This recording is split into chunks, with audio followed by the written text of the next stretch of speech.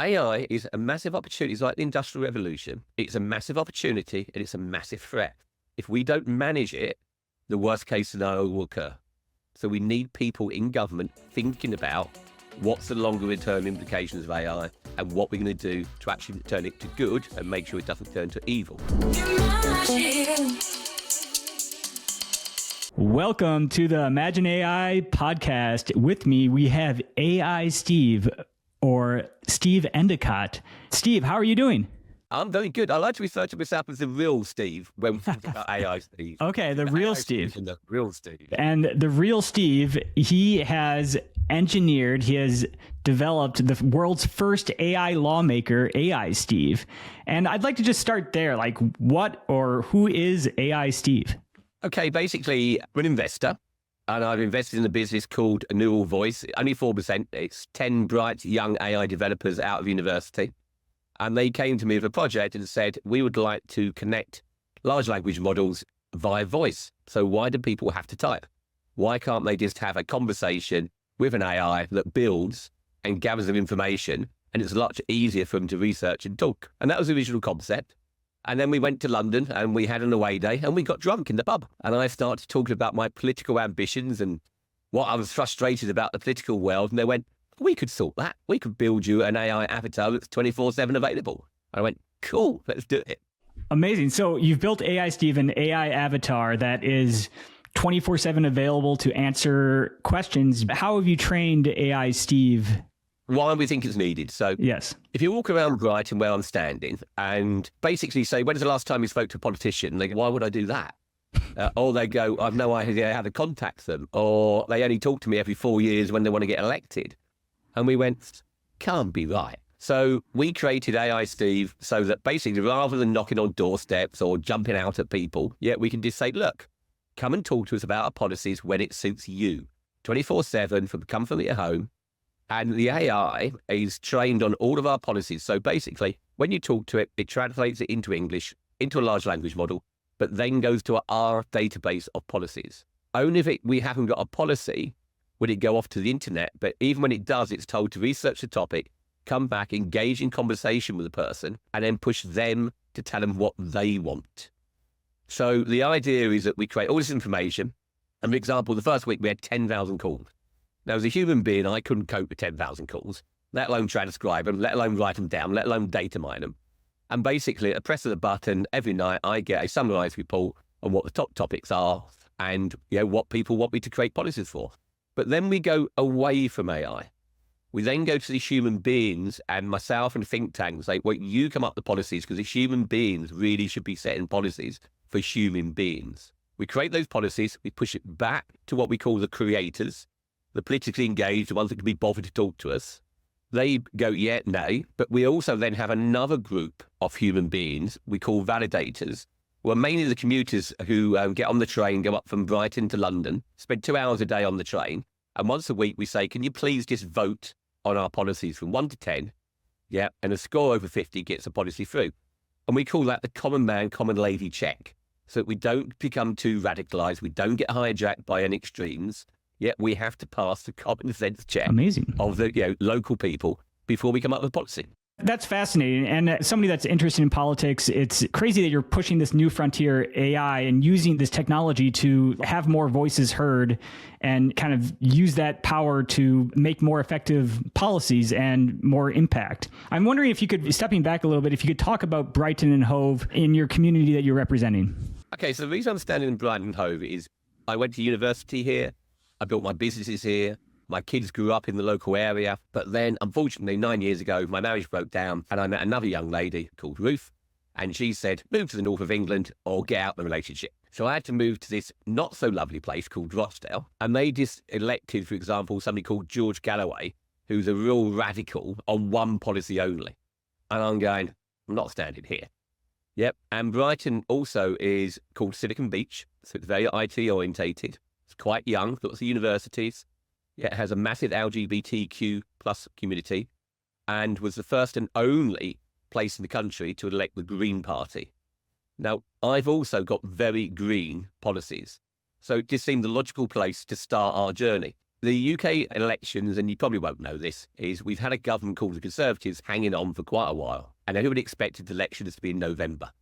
So we started planning in April to launch our party in November, and it was called SmarterUK, and we hope to, at that point, have at least 15 to 20 candidates. Lovely Rishi Sunak, our current Prime Minister, decided to call what they call a snap election in a 4-week period. The reason he's done that means it's impossible to get your messages over, impossible to communicate to everybody in the area. Yeah, so basically only the top party's got a job. And that's not really democracy, but that's what our rules say we can do, and that's what he's done. But basically, it's a real rush to get out there.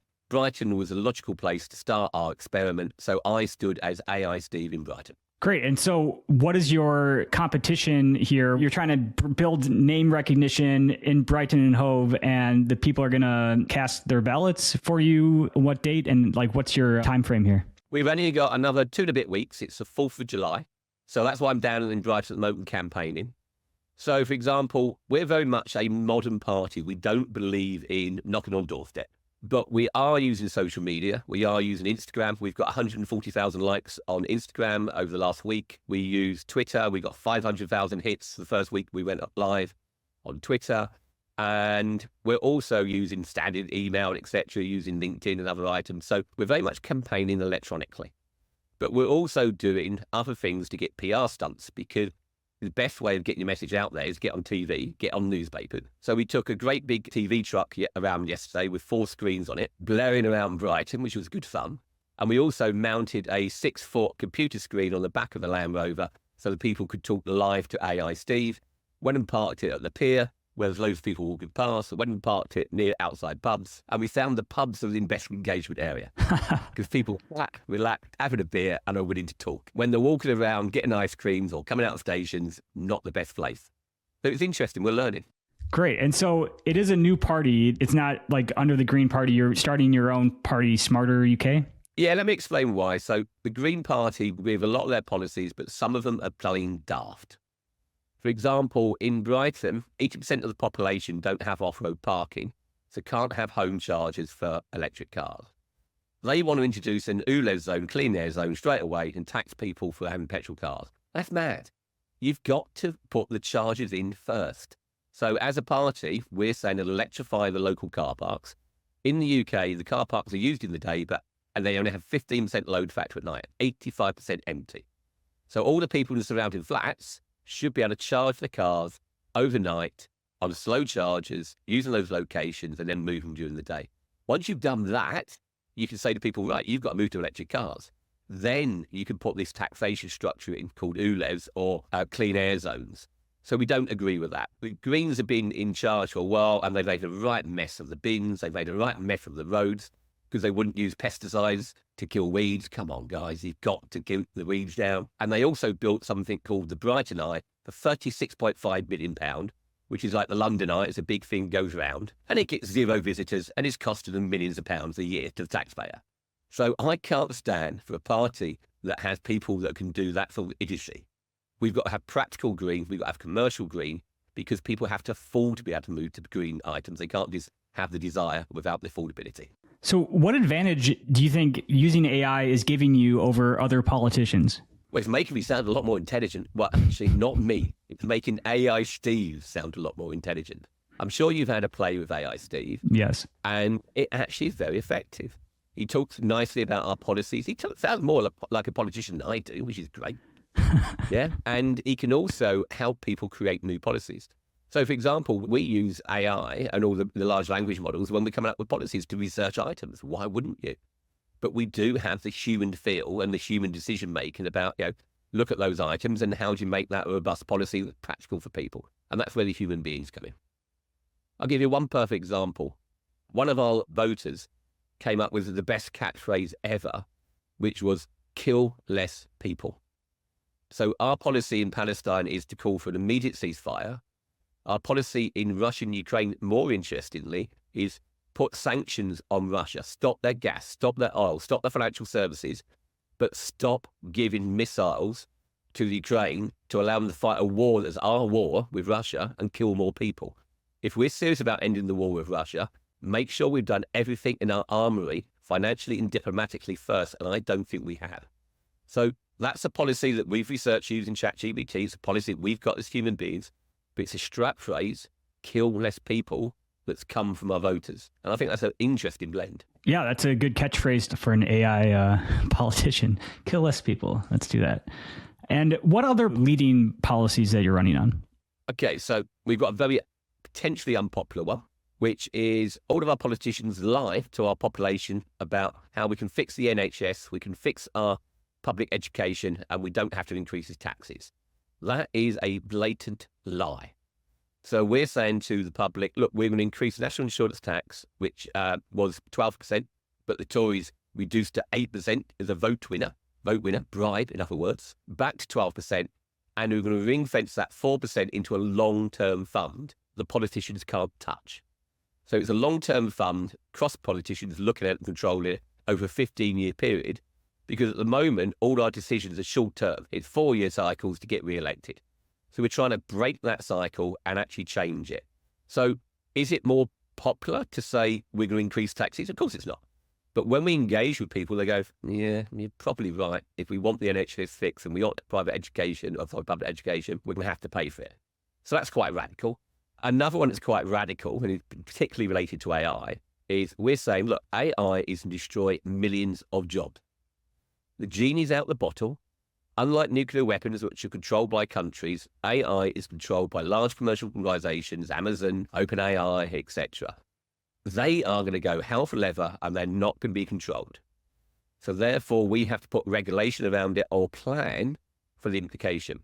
So we know it's going to destroy thousands of jobs. So we're saying by 2030, the government will legislate a 4-day working week, so that even though we've got less jobs, we can push it around more people, so that we don't create the super wealthy and the super poor that haven't got a job.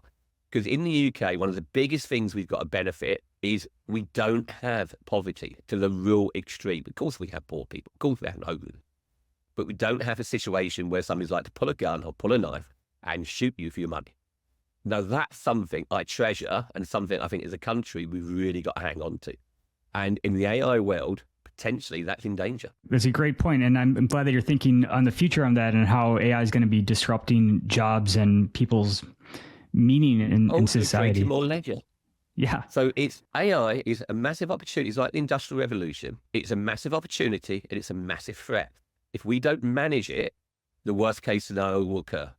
So we need people in government thinking about what's the longer term implications of AI and what we're going to do to actually turn it to good and make sure it doesn't turn to evil. For example, we've been clashing with OpenAI over the last couple of weeks because our model has a switch where we can go from 10 different language models.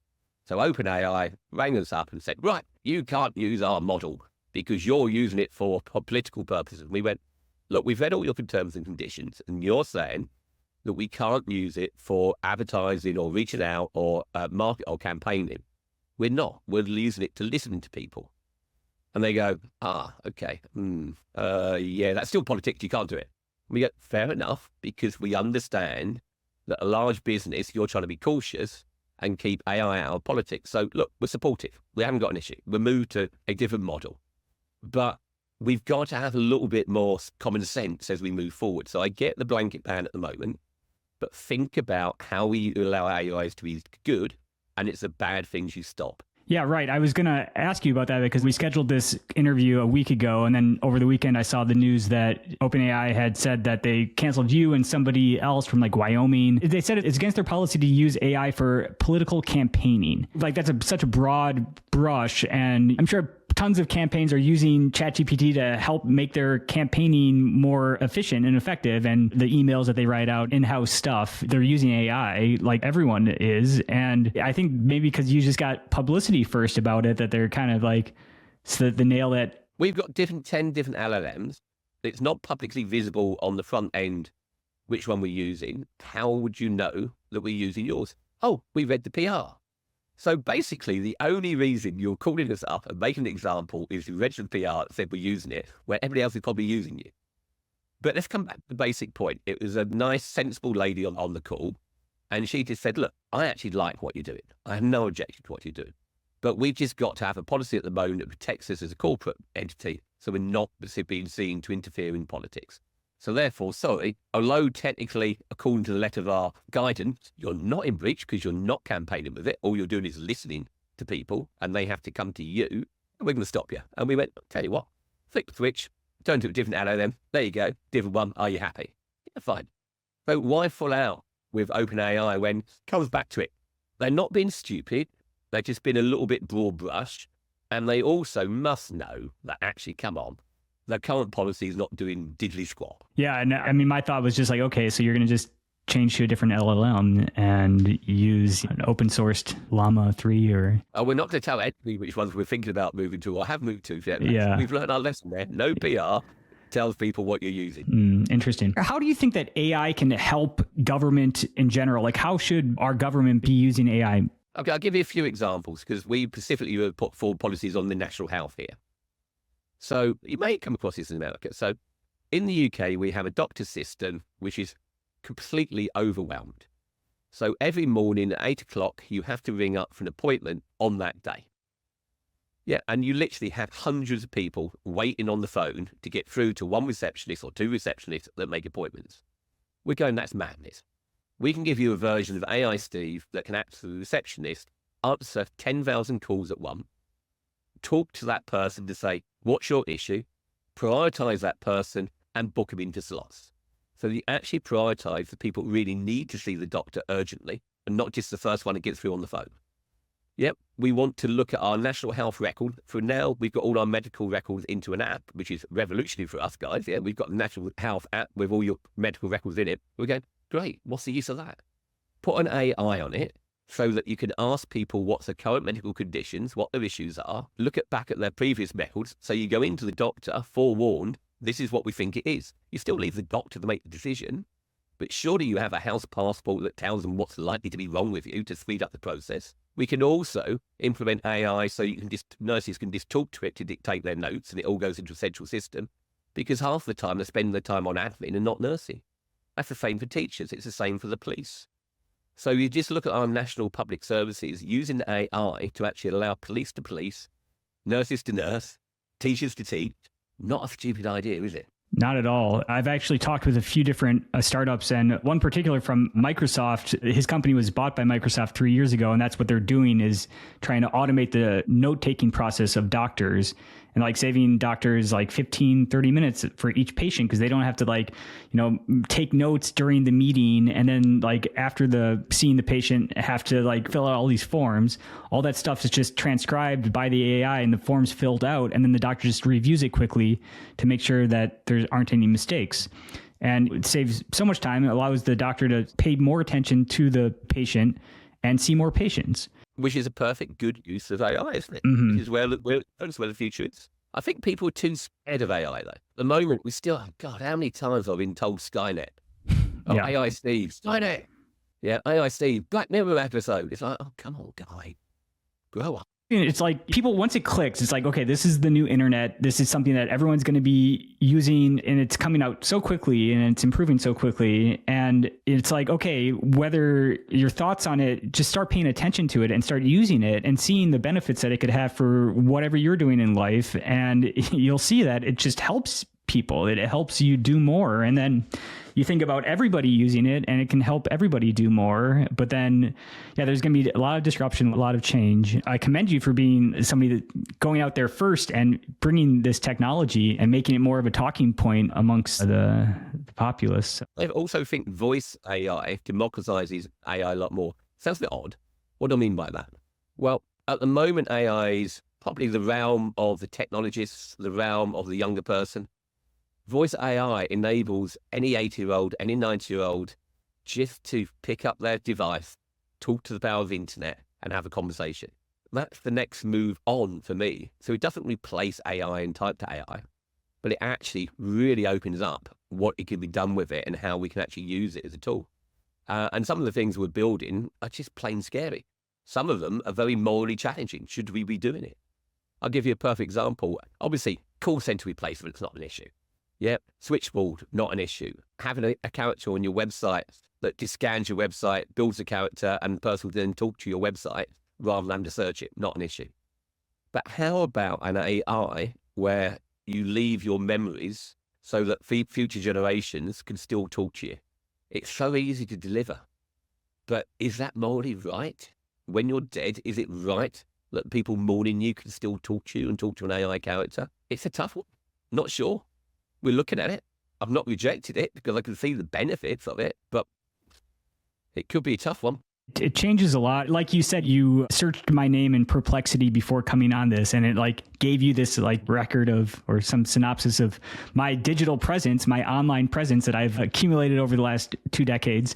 And that's kind of the thing that we've been doing it with the internet. And now with AI, it's just this capability of recording everything that if you allow it to, or maybe in cases that you don't, if you're doing stuff publicly, but you're allowing it to know everything that happens in your life, know your contacts, know your capabilities, your weaknesses. I see it from like an educator's perspective, where it's got this ability to help improve. If an educator knows your weaknesses and knows where you need help, like it can push those areas more. But you're right. It's this odd technology, amazing technology that is going to change a lot of things. OpenAI supports 42 different languages in the type format. Currently, all of our neural voice stuff has to be in English because the voice emulators, etc., are primarily in English. They change within 6 months. So all of a sudden, you can deploy AI and voice technology that allows you to talk in any language. So I talk in English and it translates into French. Yeah, I've got a person at the end of the phone asking me questions and it's coming through in French and translates from English and back into French. This is really going to open up communication. It's really going to allow lots of different countries to communicate a lot more clearly to each other. It's going to break down the borders of commerciality. So, for example, I can start selling goods in the most obscure ex-Russian communities where the languages are so odd, I have no idea how to talk there. But all of a sudden, I can actually have a product and start marketing all those countries. So the massive market that you've had in the US for years, where all the different states, you speak one language, we're fragmented to hell over here. Yeah, you go over the river, over the water to France, not really a river, but you know what I mean, over the sea to France. Yeah, they don't talk the same language. They can't understand me.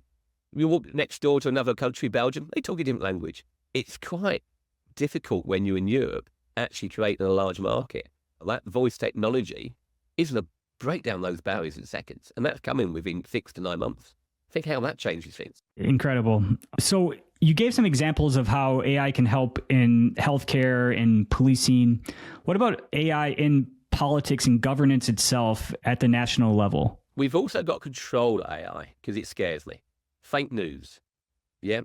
Trump's talked about fake news for years, but hey, maybe a soothsayer because it's coming fast, where you can actually make people, your prime minister or your whatever, say whatever they like, and people believe it. We got to stop that. That's got to be stopped. Targeting people individually with outbound marketing using AI so you personalize the message to them only so that you get their vote. Got to be stopped. As I said, commercially, AI is owned by commercial organizations. It's got to be put on guide rails by governments. So we've got to have people in government that actually understand AI. They don't have to be elected MPs, but by God, we've got to have an organization, a structure, a committee, whatever we call it, of people who go, this is the threat. That's where it's bad. This is where it's good. That's where it's bad. Because we've got to build some guidelines and some rules to make sure this just doesn't take over democracy. I'm scared by the statement that the last human election was 2024. This is it. This is the last time humans get to decide their future. Now, that is an exaggeration, but it could happen with AI. It could happen if you can actually personalize your messages down to an individual, right, and just say different things to different individuals to get the right vote. That scares the hell out of me. How do you stop that, though? By saying, like OpenAI have, you can't use it in politics. And to be fair, that killed AI Steve because it's a greater good.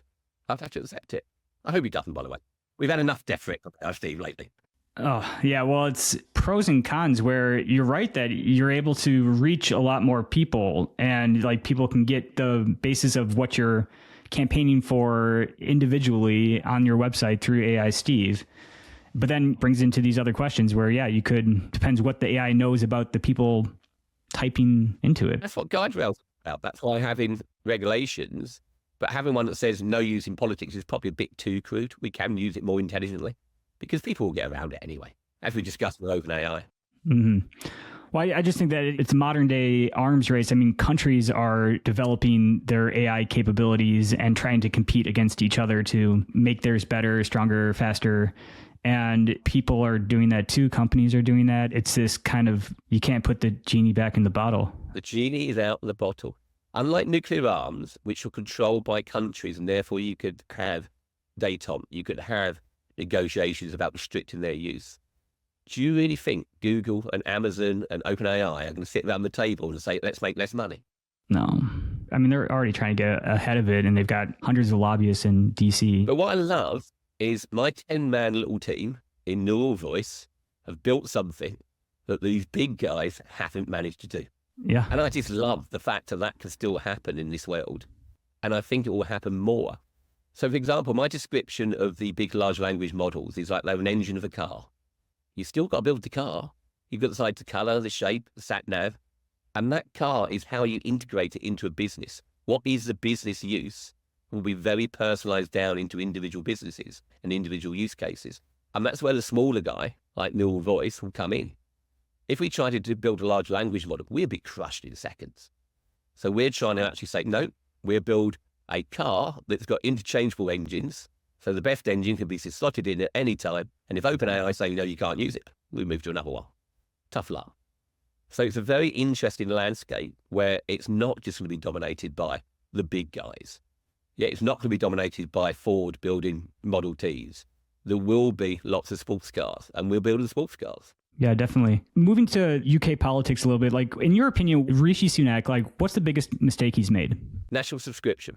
He came out with this policy that says all 18-year-olds have to go into the army or go into do work for local charities, etc., with zero consultation with his own party, let alone the population. The population just went, what the? It just highlighted that he was a politician out of touch, not talking to his community. And it's a perfect example of something we would stop. So, yeah, there were some merits of what you're suggesting, but surely that's an electronic referendum. So one of the things that we're saying is we can't have governmental elections at the moment electronically because our government's technology is incompetent and will be hacked by Russians, hacked by the Chinese, might even be hacked by the CIA. You never know. Yeah, and it could distort our democracy. So we can't do that yet, but we've got to build towards it. So if you can bank and trust all of your wealth to an online tool, you can't tell me we can't create the security to allow online voting or voting particularly key issues. So rather than electing the parties we currently do every 4 years, and I think your cycle is similar, where they give you a manifesto, they go off to Congress or they go off to Parliament, and you never hear from them again. That's it. They go rogue. They do whatever they bloody like. Yeah, they fight amongst themselves rather than creating the best policies of the country. Yeah, and we have no control until the next election cycle. And then you get faced with an election where you have Biden or Trump. I thought we had problems, guys. Jesus Christ. You're not a democracy, you're a dollarocracy. It's all decided by how many dollars you've got, which allows you into power, right? I know you're a capitalist country, but my God, that is not a great formula for having the right leadership. Yeah, Citizens United passed in 2010 that allowed like unlimited campaign dollars going into different candidates. Straight a word, dollarocracy. Dollarocracy. That's the first time I've heard that, actually, dollarocracy. I made it up last night on CNN. Wait, you were on CNN last night? Yeah, CNN last night, yeah. Oh, it's just weird, isn't it? I came back from a local political hustings where I was talking to the local nurses, etc., about 30 people in the room, dash back, and then you're on CNN. It's like the range of talking spots, the range of communication spots is just weird. Yeah, definitely. And what's so great is with the social media and everything, and how many people are going to see on CNN versus like the online clip from CNN. We've worked it out, and we will probably, over this campaign, have 100 million TV views. We've been on CBS, we've been on Channel 9, the main Indian TV channels, we've been on Channel 4, we've been on ATV in the UK. But I bet you we struggled to get more than 2,000-3,000 votes in Brighton Pavilion where I'm standing, because it's a different thing. There's no point talking nationally and internationally if you can't focus down your campaign to that 1-2 square mile where people vote for you. So the chances of us getting elected this time, not high, but that's not the point of what we're doing. We're trying to create a prototype, trying to create awareness of a new form of democracy that allows us to recruit a lot more candidates for the next elections. Because nobody's going to get elected in a 4-week period in a tiny spot like Brighton unless you can actually talk to every single person individually. And it takes longer to get that cut through on a geographically small area than it does internationally, which is just madness in the current world. But that's how it works. We're probably more known in India than we are in Brighton. Well, I wouldn't cut yourself too short there. Like, there's always a chance. The fighting's very hard. Don't feel like we're defeatist. Yeah. We're fighting every day. We're out there. We're campaigning. We're recruiting people. We're getting more and more people out there. We just have to be realistic. That don't give up, because I know what's going to happen. Somebody's going to go, "Oh, he failed. Hey, Steve, broken experiment. What a waste of time. Never happen again." Wrong. Yeah, this is the start of a new democracy with a new democratic tool, with a new party. Yeah, and if people don't believe me, come back and talk to me in 2 years' time. No, I love it. And so where does this drive to get into politics come from? So background to that is corporate life, went into rural life, got successful, made lots of money. Yeah, sold my business in 2019, 2020, COVID hit, and I was going, what am I doing with my life? Lots of people did. And I decided, right, I'm going to do something about global emissions and climate change crisis we're heading toward. So I chose a practical solution, because if you look at your emissions, 42% of your house, but in the UK it's quite tough because we have gas heating and electric heating is 4 times more expensive. So it's really hard for people in the financial crisis to say, right, so I'm saving the planet and I'm going to spend 4 more times on my heating. But your car is 29% of your emissions. And if you have off-road parking and you can charge your car overnight, unplugging that petrol guzzle and plugging in the electric car, and in the UK, the average commute is only 80 miles. So you don't have to worry about charging the car. Just plug it in at night and it works. It's like a phone. So I wanted people to move to electric cars. So I started an organisation called Electric Car Organisation. And we help people, and particularly businesses, use the tax breaks to move to electric cars.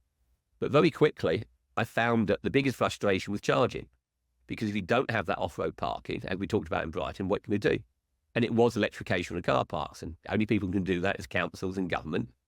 So I tried to talk to them, didn't get very far. So then I decided, right, if you outside of tent not working, get inside the tent.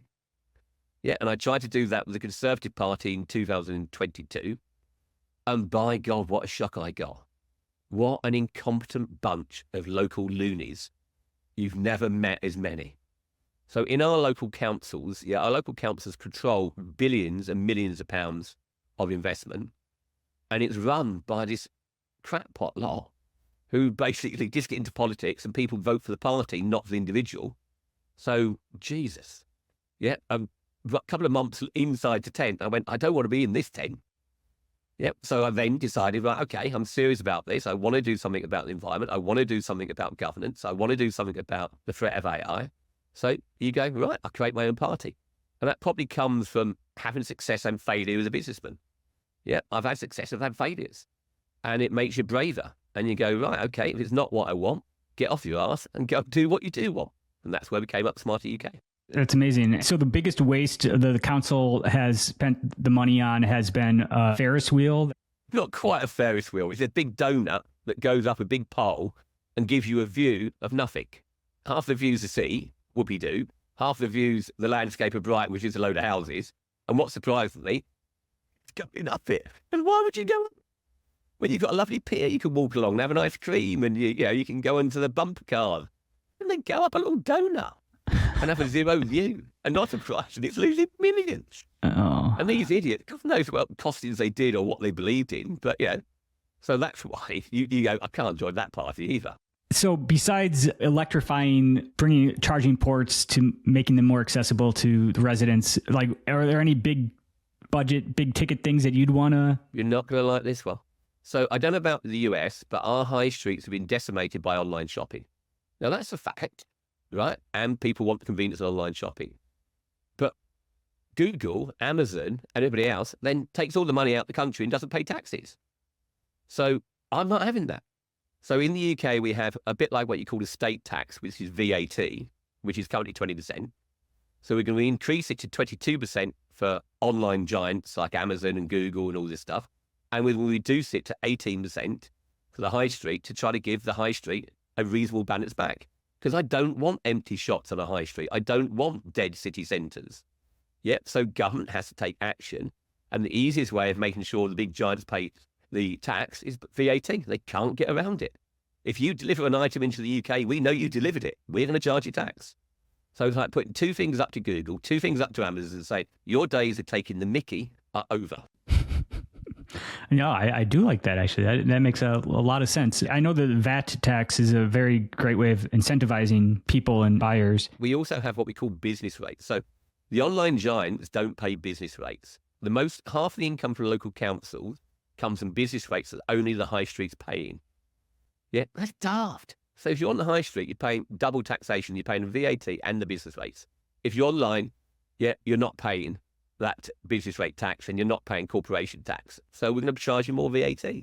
Why that hasn't happened, yeah, I do not know, because it's so obvious. But another thing that we're going to do, all of our major parties are saying, we are going to be tough on crime, but our prisons are full. So half the time we're releasing people early from prison. So we've got to build more prisons. We've got to have 30% more prison capacity before you start bullshitting and say you're going to be tough on crime. Because you've got nowhere to put these people. Who are you kidding? You're not kidding the criminals. How about education? Education, you'll like this one. Our universities, people tell us, are the best universities in the world, Oxford, Cambridge, Bristol, etc. So we're going to increase the capacity of those by 25% and have more foreign students. But we're going to charge those foreign students 3 times the price we charge UK students. So that foreign student can pay for half-price education of our UK students. If we've got a great resource, let's use it, let's sell it, yeah? But that also means we've got more contacts with more people. The more Chinese and Japanese and Arabian people that come here and are educated in the UK, the more friends we've got around the world. So let's spread our diplomacy via education. Educate all the top people in all the other countries, send them back so they understand democracy and have a good feeling about the UK. That's not a daft strategy, is it? No. Didn't Rishi Sunak announce something recently about some special visa for students coming in? Yeah, a little bit. Again, we recently had Brexit, which was his decision to leave Europe. It was basically based on race and immigration. We're a small country and we felt that we were being invaded. You think you've got problems with Mexico, right? We're a tiny little country. We're a state. Yeah, and we're a very attractive place for lots of people to come. And we had last year 650,000 net immigration, with a lot of people coming on boats illegally from France. Yeah, we need to do something about that. And stupidly, we decided to leave the EU, thinking that would draw up the drawbridge and people would stop coming. Again, how mad was it? How mad were our politicians to promise that? So what we're saying is, look, we need a points-based system for professionals. We need more nurses. We need more doctors. We need more professionals in certain provisions, certain sectors. But we also introduce manual labour visa program so people can come to work. But in the UK, we tax people with a income tax of 20% and national insurance tax of 12% to cover medical, to cover benefits if you're unemployed. Okay. So all those immigrants were saying, we're not going to tax you that 12%. You're going to pay lower tax, but you get no access to benefits. You get no access to medical services unless you pay for it, apart from emergency care. Yeah. So you've got no incentive to come here and not work. You can't bring family. Yeah. This is a working visa that you can hold, and you have to prove that you're in employment every 6 months. If you're not, you have to leave the country. If you don't leave the country, you're banned for 10 years.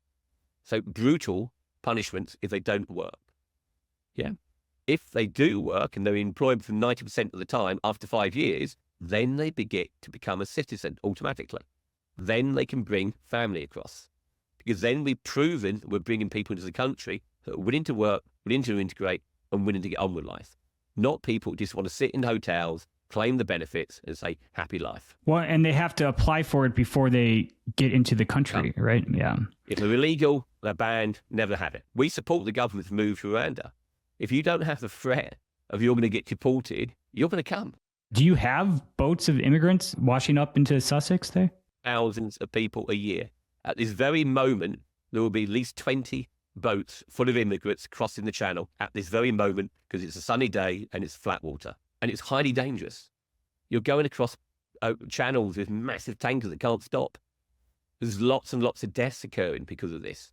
But at the moment, people smugglers, we're not hitting them, we're hard. And the people, of course they want to come to this country. Of course they want to have access to a nice lifestyle. And I get it. But, well, there's a limit to how many we can host. What do these immigrants do when they land on the shores? Oh, we arrest them, we put them into a hotel, we process their asylum claims, and 2 years later they haven't got anywhere. It's a broken system. Wow, so they're not being deported back right now? No, and they can't get jobs. They're stuck in a hotel. It's like sending them to prison for no particular reason, right? We're just not processing the whole thing. It's just an absolutely broken system. I've got friends that work in it, and it's like, well, one of them's left because he couldn't take it anymore. Just seeing the heartbreak that we're causing. These are real people. They've got to be treated better, but we can't. We should tell them in the first place, you can't come. And if you do come, we're going to send you back. It's a huge issue in America, too. You've got a lot more space, guys. Yeah. You think it's a huge issue there. Imagine all the people in the States trying to emigrate to one state. Not quite that, but it feels that bad. I want to touch a little bit on U.S. politics a little bit, Joe Biden versus Trump, and then the elections only 4 months, July, August, September, October, 5 months from now. Oh, elections. Oh, sorry, democracy. Millions to fight a campaign in America. Imagine a campaign that's 4 weeks long. Ours was in total 6 weeks long. Yet we've got 4 weeks to fight it from beginning to end. It's much, it's a marathon, a 2-year marathon. So what's happened to your politics that you've only got Biden or Trump?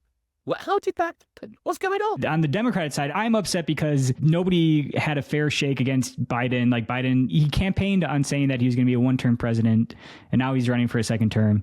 And the biggest narrative right now is that he's too old, and Trump's this. Well, that's not a narrative. Yeah, that's a fact.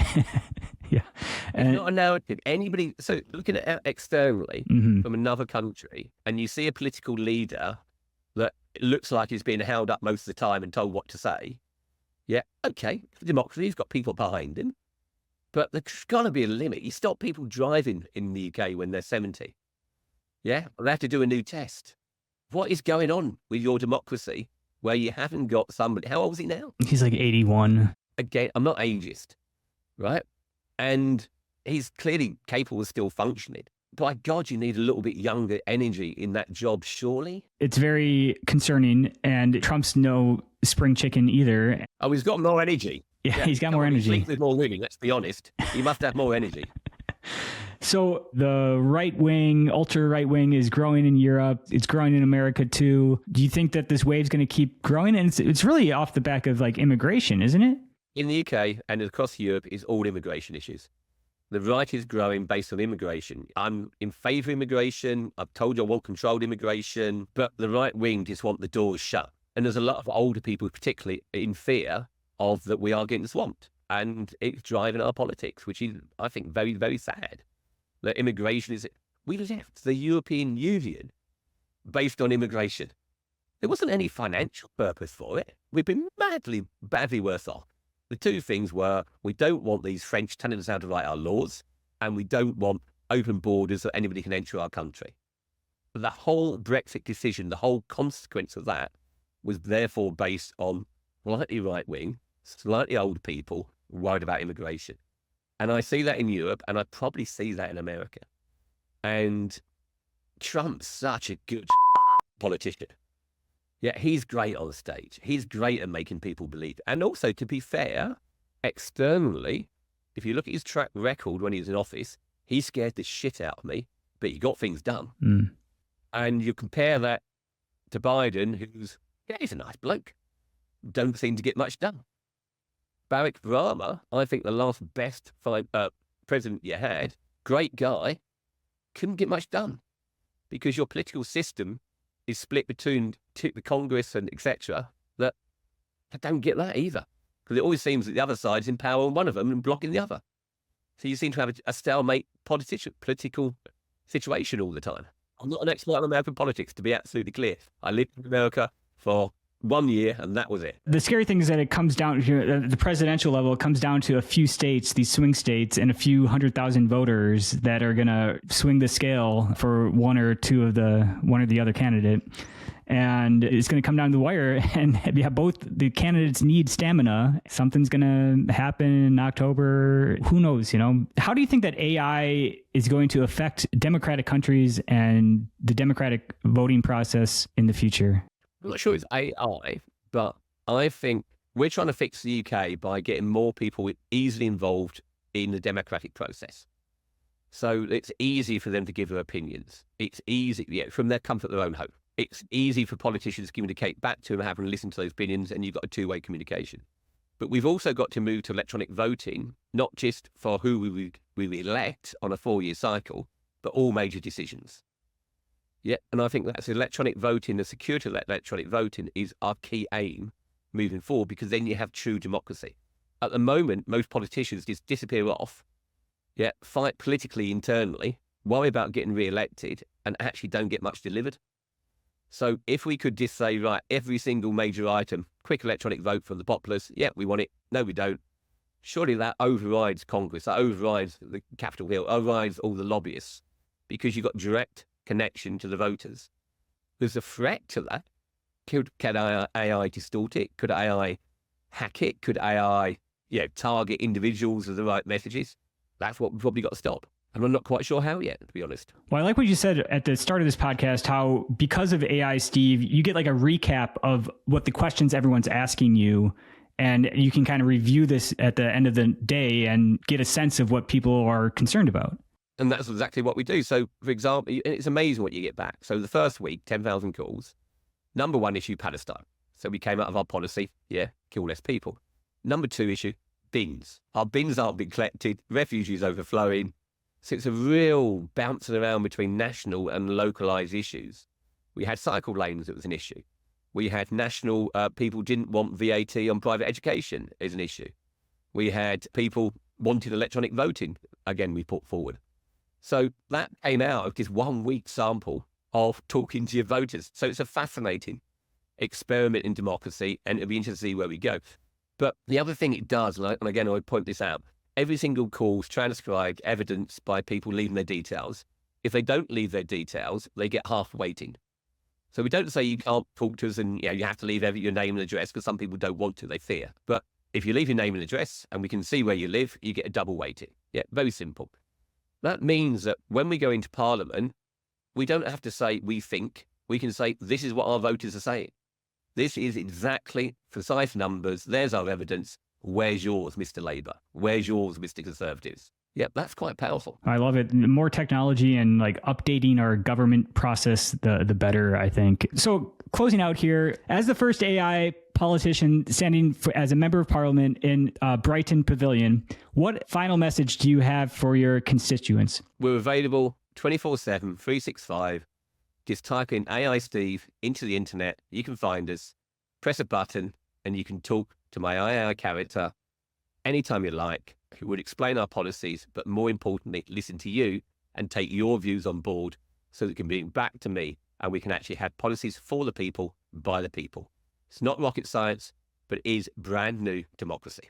Well, Steve Endacott, I am very happy and gracious that you came on our podcast, and this was the first podcast you did as AI Steve here, and I really appreciate your time. Chris, it was a lovely conversation. I also appreciate your time, mate.